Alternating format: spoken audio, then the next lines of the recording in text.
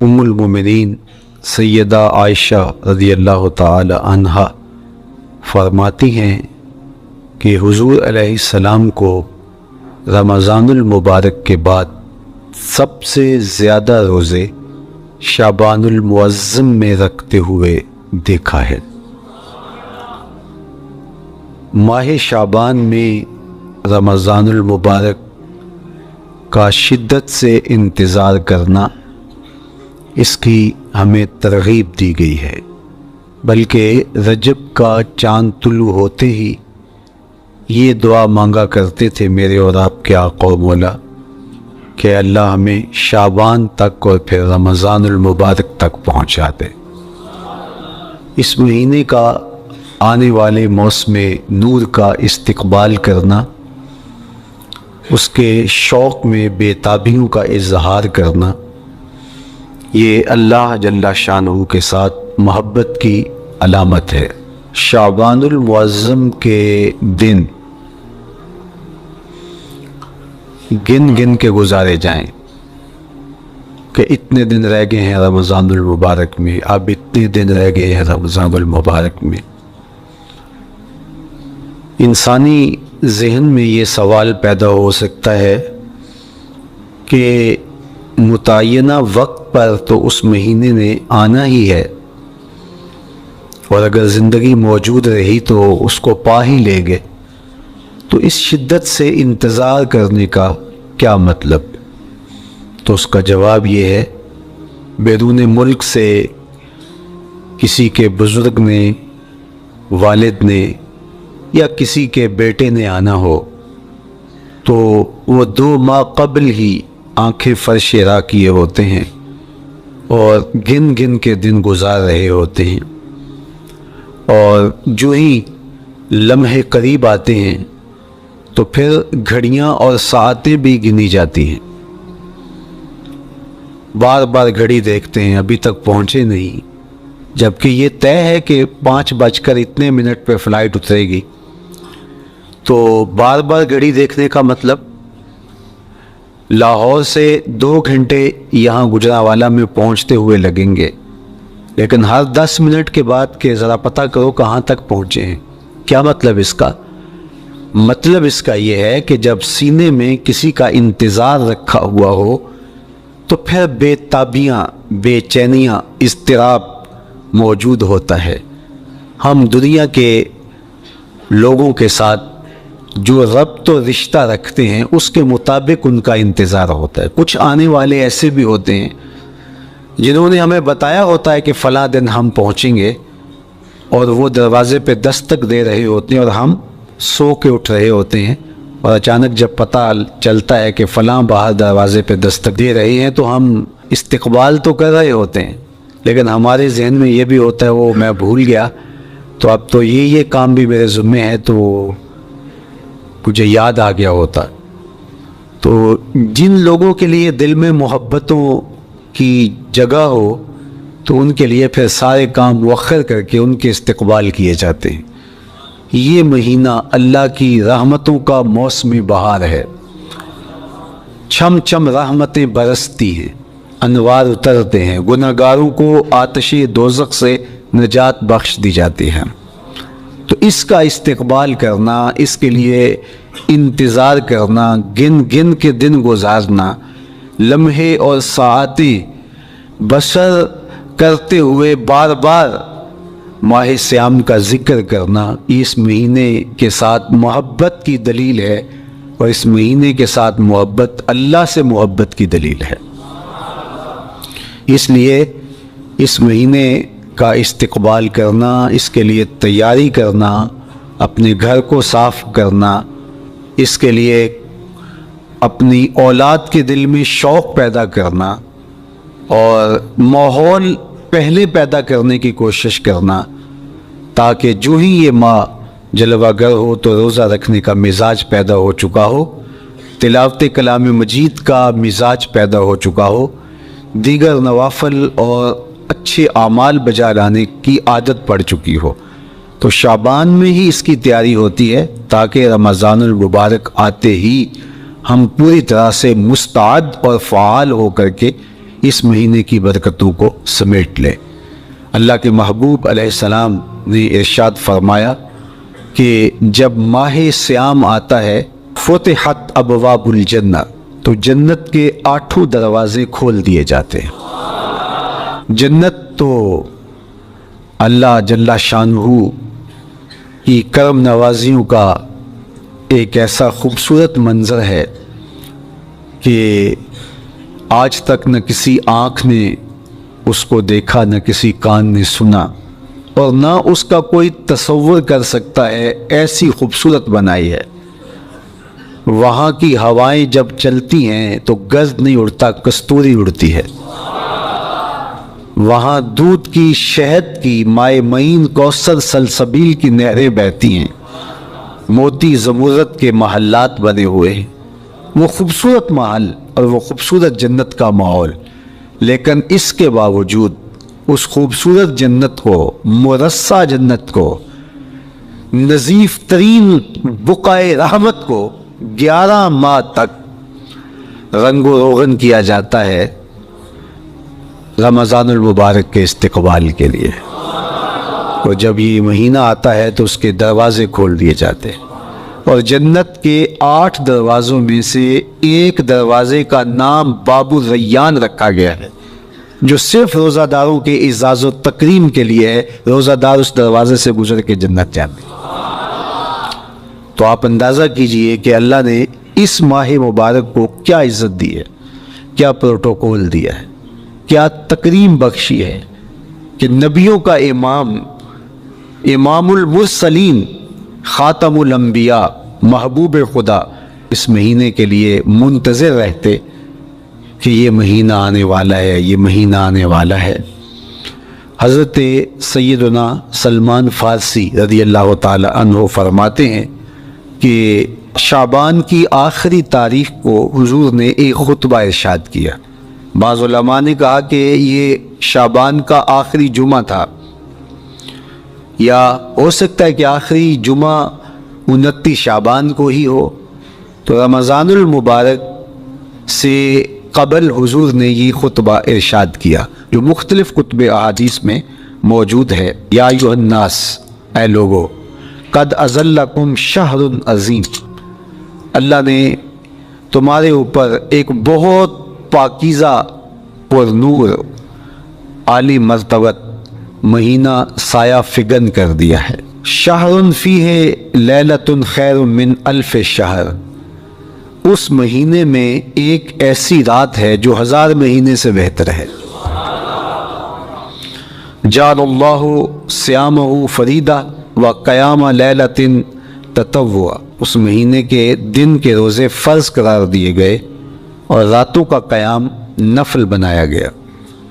تراویح کی صورت کے اندر راتوں کے قیام کا ماحول پیدا ہوتا ہے، صلاۃ اللیل پڑھی جاتی ہے، نوافل پڑھے جاتے ہیں کثرت کے ساتھ۔ یہ اس مہینے کی شانیں ہیں، یہ اس مہینے کی رونقیں ہیں۔ اس مہینے میں اللہ تعالیٰ نے خاص کرم نوازیاں عطا کی ہیں اہل ایمان کو۔ وَمَن تَقَرَّبَ فِيهِ بِخَصْلَةٍ مِّنَ الْخَيْرِ كَانَ كَمَنْ أَدَّى فَرِيضَةً فِيمَا سَوَاهُ، ایک نفل کا ثواب ایک فرض کے برابر اس مہینے میں کر دیا جاتا ہے۔ وَمَنْ أَدَّى فَرِيضَةً كَانَ كَمَنْ أَدَّى 70 فَرِيضَةً فِيمَا سَوَاهُ، اور اگر کوئی ایک فرض ادا کرتا ہے تو اس کو 70 فرائض کا ثواب ملتا ہے۔ اس قدر نیکیوں کا اجر بڑھا دیا جاتا ہے، ان کی قیمت بڑھا دی جاتی ہے اس مہینے میں۔ اور پھر ارشاد فرمایا وَهُوَ شَهْرُ الصَّبْرِ، یہ صبر کا مہینہ ہے۔ ہونے کے باوجود بھی انسان تناول نہیں کرتا، ٹھنڈا میٹھا مشروب میسر ہے اور زبان کانٹا بن گئی، حلق خشک ہو گیا، لیکن اس کے باوجود بھی ایک گھونٹ حلق سے نیچے اتارنے کا روادار نہیں ہوتا۔ وضو کرتے بھی احتیاط کرتا ہے، کوئی قطرہ آب حلق سے نیچے نہ ٹپک جائے۔ تو یہ صبر سکھاتا ہے۔ جب ہو بھی تو انسان اس سے گریز کرے، تو جب ہوگا نہیں تو پھر انسان صبر کا عادی بن جاتا ہے، تو یہ صبر کی عادت ڈالتا ہے۔ یہ شہر الصبر ہے۔ پھر فرمایا والصبر ثوابہ الجنہ، اور سنو، صبر کا ثواب جنت ہے۔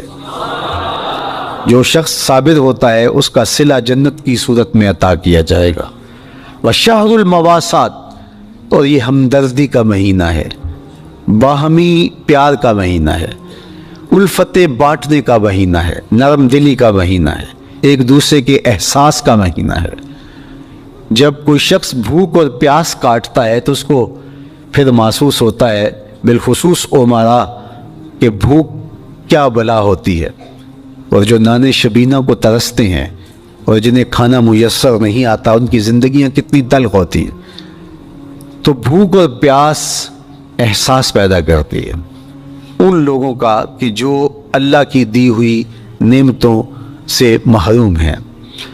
تو اس لیے یہ ایک قسم کا رحم دلی کا مہینہ ہے، پیار بانٹنے کا مہینہ ہے، یہ الفتیں تقسیم کرنے کا مہینہ ہے۔ وَشَهْرٌ يُزَادُ فِيهِ رِزْقُ الْمُؤْمِنِ، تو یہ ایسا مبارک مہینہ ہے جس میں مومن کا رزق بڑھا دیا جاتا ہے۔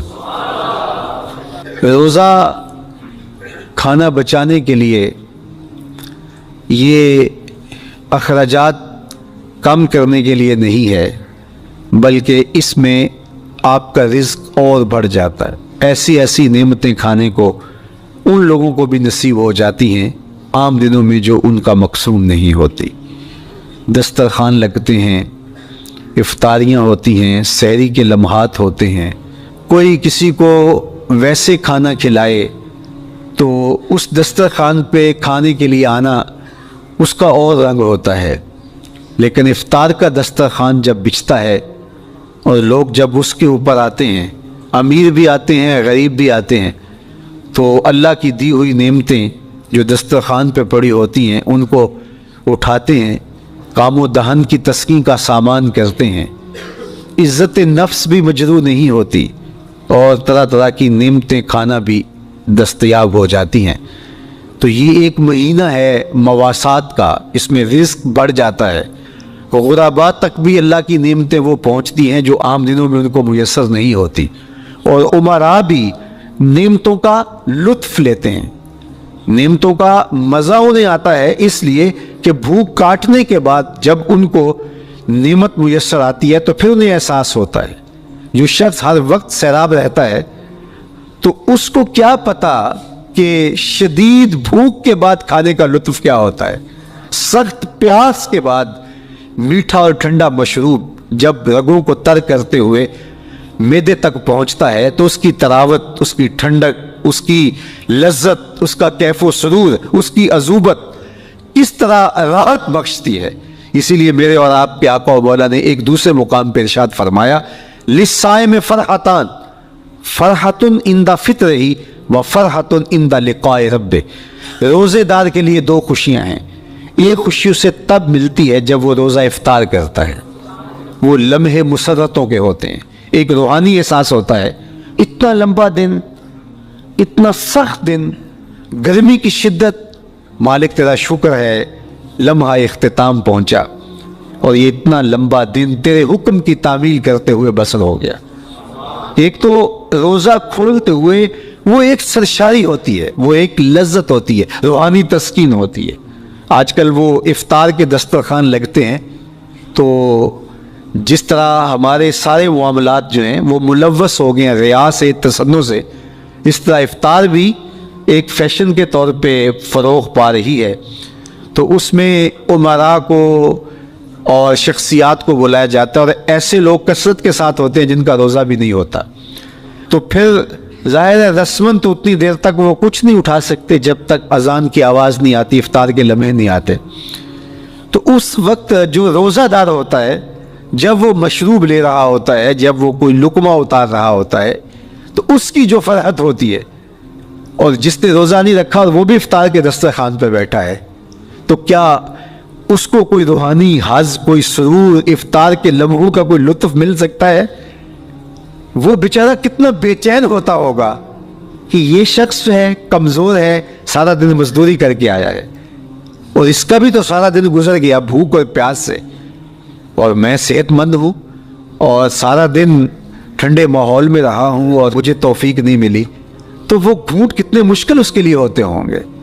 اور روزہ دار کے لیے کس قدر وہ آسودہ بخش لمحے ہوتے ہیں کہ جب اس کو یہ مسرت ہو رہی ہوتی ہے کہ مالک تیرا شکر، گرم موسم، زباں کانٹا، حلق خشک، اور تو نے تکمیل تک لمحے پہنچائے اور میرا دن خیریت سے گزر گیا، تو وہ اس کے لیے ایک خوشی کا لمحہ، روحانی مسرت کی کیفیت۔ اور دوسری کہ جب وہ ٹھنڈا اور میٹھا مشروب، سارے دن کی سوکھی ہوئی زبان اور خشک حلق، اور انسان کی جو ہے وہ رگیں بھی، انتڑیاں بھی خشک ہو چکی ہوتی ہیں، تو ٹھنڈا اور میٹھا مشروب جب انسان کے معدے کی طرف بڑھ رہا ہوتا ہے، زبان بولے نہ بولے، ایک ایک رواں اللہ کی حمد بول رہا ہوتا ہے، اور تشکر انسان کے رگو ریشہ سے ادا ہو رہا ہوتا ہے، اور اس کی کیفیت، اس کی سرشاریاں، اس کی لذتیں وہ دیکھنے کی ہوتی ہیں۔ تو کہا للصائم فرحتان، روزے دار کو تو ایک فرحت اس وقت ملتی عند فطرہ ہی جب وہ روزہ کھولتا ہے، روحانی فرحت بھی، جسمانی فرحت بھی۔ وَفَرْحَةٌ عِنْدَ لِقَاءِ رَبِّهِ، اور دوسری فرحت اور دوسری خوشی اسے تب ملے گی جب اس روزے کے صلے میں اللہ تعالیٰ اپنے رخ انور سے پردہ اٹھا دے گا اور روزہ دار کو اپنے دیدار کی دولت عطا کرے، تو وہ پھر منظر دیکھنے والا ہوگا، روزہ دار کی آنکھیں ٹھنڈی ہو جائیں گی۔ اصل افطار تو وہ ہوگی نا، اللہ اکبر، اصل تو شربت دیدار ملے گا جو روح کی پیاس بجھا دے گا، جو من کی بھوک مٹا دے گا۔ تو کہا للصائم فرحتان، فرحۃ عند فطرہ وفرحۃ عند لقاء ربہ، روزہ دار کے لیے دو خوشیاں ہیں، ایک خوشی وہ ہے جب اس کے جسم کی پیاس بجھتی ہے، اور ایک خوشی تب ملے گی جب روح کی بھوک مٹے گی، جب من کی پیاس بجھے گی، اور پھر وہ سرشاریوں کے عالم میں دیکھتا ہی چلا جائے گا، اور وہ سیراب ہی نہیں ہو پائے گا کہ میں ان دو آنکھوں سے دیکھ رہا ہوں، کاش کے لو لو دے مڈ لک لک چشمہ، ایک کھولا تھے ایک کجا ہو۔ وہ اس آرزو میں ہوگا کہ میرا رواں رواں آنکھ بن جائے اور میں اس دیدار سے فیضیاب ہوتا چلا جاؤں۔ تو وہ کیا لمحے ہوں گے، وہ کیا گھڑیاں ہوں گی، وہ کیا ساعتیں ہوں گی، کوئی لفظ نہیں ہے جن لفظوں میں ان حقیقتوں کو بیان کیا جا سکے، اس لیے کہ وہ منظر ہی وراء الورا ہوگا۔ تو روزہ دار کو فرحت ملتی ہے جب وہ روزہ کھولتا ہے، تو فرمایا وَشَهْرٌ يُزَادُ فِيهِ رِزْقُ الْمُؤْمِنِ، اس میں مومن کا رزق بڑھا دیا جاتا ہے۔ وَمَنْ فَطَّرَ فِيهِ صَائِمًا كَانَ مَغْفِرَةً لِذُنُوبِهِ، جس نے روزہ دار کا روزہ افطار کروایا، اللہ کے محبوب فرماتے ہیں کہ ایک تو خود روزہ رکھا، اور دوسری سعادت یہ ہے کہ ماہ سیام میں روزہ دار کا روزہ افطار کروایا۔ آپ شریعت بیضاء کو بنظر عمیق مطالعہ کر کے دیکھیں، ماہ سیام میں بہت زیادہ اس بات پہ زور دیا گیا ہے کہ روزہ افطار کرواؤ۔ اپنے گھر میں بیٹھ کر کے روزہ افطار کر لینا یہ بھی سعادت مندی ہے، روزہ نصیب ہو جائے، لیکن اس بات پہ بہت زور دیا گیا ہے ماہ سیام میں کہ ایک ماحول پیدا ہو، لوگوں کو افطار کروائیں تاکہ تمام لوگوں تک اللہ تعالیٰ کی نعمتیں پہنچیں، اور لوگوں تک جو ہے وہ رمضان المبارک کی برکتیں پہنچیں۔ تو ارشاد فرمایا وَمَنْ فَطَّرَ فِيهِ صَائِمًا، جس نے روزے دار کا روزہ افطار کروایا، كَانَ مَغْفِرَةً لِذُنُوبِهِ، تو وہ افطار کروانے والوں کے گناہوں کی بخشش کا ذریعہ بن جائے گا، یہ افطاری گناہوں کی مغفرت کا سبب بن جائے گی۔ وَإِتْقَ رَقْبَتِهِ مِنَ النَّارِ، اور آتش دوزخ سے گردن کی آزادی کا مجدہ جاں فضا بن جائے گا یہ امر کہ اس نے کسی کا روزہ افطار کروایا۔ وَقَانَ لَهُ مِثْلُ أَجْرِهِ مِنْ غَيْرِ أَنْ يَنْقُصَ مِنْ أَجْرِهِ شَيْءٌ، اور روزہ افطار کروانے والے کو روزہ رکھنے والے جتنا اجر ہی دیا جائے گا، لیکن روزہ رکھنے والے کے اجر میں بھی کوئی کمی نہیں واقع ہوگی۔ جتنا اس نے سارے دن کی بھوک اور پیاس کاٹ کر کے تکلیف اٹھا کر کے روزہ رکھا، جس نے شام کو اس کو افطار کر دیا، اتنا ہی ثواب اس کو عطا کر دیا جائے گا، اس کا اجر کم کیے بغیر۔ اللہ اکبر، یہ امت کے لیے اللہ نے کیا پیکج دیا ہے، کیا کرم نوازیاں ہیں اس امت کے لیے۔ آقا کریم نے ارشاد فرمایا ایک شخص صبح سے لے کے ظہر تک مزدوری کرتا ہے، اس کو ایک قیراط دیا جاتا ہے، اور ایک شخص ظہر سے لے کر عصر تک مزدوری کرتا ہے اس کو بھی ایک قیراط دیا جاتا ہے، اور ایک عصر سے لے کر مغرب تک مزدوری کرتا ہے اس کو 2 قیراط دیے جاتے ہیں۔ فرمایا پہلی مثال یہود کی ہے، دوسری مثال نصارہ کی ہے، اور تیسری مثال میری امت کی ہے۔ یہودیوں نے اور عیسائیوں نے اس پہ اعتراض کیا کہ ہمارا اجر کیوں تھوڑا ہے؟ تو میرے اور آپ کے آقا و مولا نے فرمایا تمہارا تھوڑا نہیں، ہمارا زیادہ ہے۔ آج کل اگر 1000 روپیہ مزدوری چلتی ہو مزدور کی، تو کوئی شخص صبح سے شام تک ایک شخص سے مزدوری کروائے اور 1000 روپیہ دے دے، اور دوپہر کو اڈے سے جا کے ایک مزدور اور لے آئے اور شام کو اس کو بھی 1000 روپیہ دے آئے، اور ایک شخص کو عصر کے وقت لائے اس کو 2000 روپیہ دے دے، تو 1000 والا کہے کہ میرے سے زیادتی ہوئی ہے، تو اس سے زیادتی تو نہیں ہوئی، اسے تو پوری مزدوری دی گئی ہے، اب اس پہ مہربانی ہوئی ہے، اس پہ رحمت ہوئی ہے۔ تو کہا یہود اور نصارہ کی یہ مثال ہے، ایک صبح سے ظہر تک مزدوری کرے اس کو 1 قیراط، ایک ظہر سے عصر تک مزدوری کرے اس کو بھی 1 قیراط، اور تیسرا بہت تھوڑا وقت عصر سے مغرب تک مزدوری کرے اس کو 2 قیراط۔ کہا یہ امت محمدیہ علی صاحب الصلوات کو دیا گیا نور ہے۔ تو ایک شخص نے سویر سے لے کر شام تک روزہ رکھا، بھوک کاٹی، پیاس کاٹی، سخت شدت کی گرمی سہی، اور ایک شخص نے شام کے وقت اس کو روزہ افطار کروا دیا۔ اور سنو حضور علیہ السلام کا فرمان، جب حضور نے فرمایا کہ اس کو پورا اجر ملے گا پہلے کے اجر کو کم کیے بغیر، تو صحابہ کا تو دل تڑپنے لگا کہ یہ کتنی بڑی بات ہے۔ اب آپ جانتے ہیں کہ یہ زمانہ ایسی معاشی خوشحالیوں کا نہیں تھا، لوگوں کے پاس تو نان شبینہ بھی میسر نہیں ہوتا تھا، تو صحابہ نے جو سوال کیا، قالوا یا رسول اللہ صلی اللہ علیہ وسلم، انہوں نے کہا ہے اللہ کے پیارے رسول صلی اللہ علیہ وسلم، لیسا کلنا یجد ما یفطر الصائم، ہم میں سے تو ہر بندہ یہ طاقت نہیں رکھتا کہ روزہ دار کو روزہ افطار کروا دے۔ تو یہ اتنی بڑی سعادت، تو یہ تو پھر اہل زر ہی یہ سعادت حاصل کر پاتے ہیں، ہمارے جیسے لوگ تو پھر جو مال و دولت نہیں رکھتے تو وہ تو پھر یہ سعادت نہیں حاصل کر پائیں گے۔ تو میرے اور آپ کے آقا و مولا نے کیا فرمایا؟ قال، حضور نے ارشاد فرمایا، یؤتی اللہ ھذا الثواب، یہ ثواب اللہ اسے شخص کو بھی عطا کرے گا، من فطر صائما علی مزقۃ لبن او تمرۃ او شربۃ من ماء، فرمایا کہ یہ اجر اللہ اس کو بھی عطا کرے گا جس نے کسی کا روزہ 1 گھونٹ دودھ سے کھلوا دیا، یا 1 کھجور سے کھلوا دیا، یا پانی کے 1 گھونٹ سے اس کا روزہ افطار کروا دیا۔ لازمی نہیں ہے کہ دسترخوان سجا ہو، انواع اقسام کے کھانے پڑے ہوں اور وہ افطاری ہی افطاری قرار پائے گی۔ جس نے کسی کو وہاں باہر ٹوٹیوں سے پانی کا گلاس بھر کے، کٹورا بھر کے سادہ پانی بھی پیش کر دیا تو اس کو بھی ثواب مل جائے گا۔ کتنا ثواب ملے گا؟ پورا روزہ رکھنے کا ثواب اس کو ملے گا۔ کتنی رحمتوں کی لوٹ سیل لگی ہے، کوئی ایسے بھی بانٹتا ہے، کوئی ایسے بھی کرم نوازیاں ہوتی ہیں، لیکن میرے رب کے خزانے کتنے کھلے ہیں۔ میں نے مدینہ المنورہ میں ایک شخص کو دیکھا کہ وہ روزے کے وقت وہاں سے ہی گلاس لیتا اور زمزم سے بھرتا اور روزہ داروں کے آگے رکھتا چلا جاتا، اور روزانہ اس کا یہ عمل ہوتا، نماز عصر کے بعد شروع ہوتا، جتنی اس کی پہنچ ہوتی ہر ایک کے آگے رکھتا چلا جاتا، پانی بھی وہاں سے لیا، گلاس بھی وہاں سے لیا۔ اللہ اکبر! فرمایا دودھ کا 1 گھونٹ یا پانی کا 1 گلاس یا 1 کھجور اس نے کسی کو پیش کی اور اس نے اس سے روزہ کھولا، اللہ کے محبوب فرماتے ہیں پہلے کے اجر میں بغیر کسی کمی کے اس کو پورا ثواب روزے کا نصیب ہوگا۔ اللہ اکبر!